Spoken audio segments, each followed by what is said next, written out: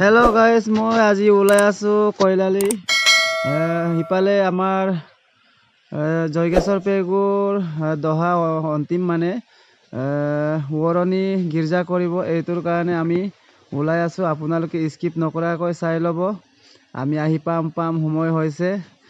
আমি সকলো জেগা দেখুৱাম, আপোনালোকক চাই ল'ব আৰু ফ'ল' কৰিব আৰু কমেণ্ট কৰিব।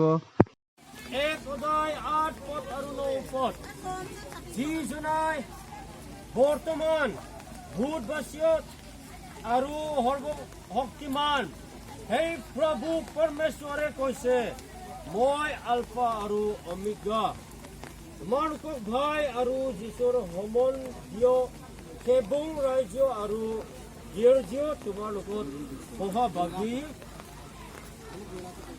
আৰু তুমি যি দৰকাৰ পোৱা তাক পুথিৰ মূৰত লিখা। বাক্যৰ যোগেদি ঈশ্বৰে আমাক কাৰণে আশীৰ্বাদ দান কৰক।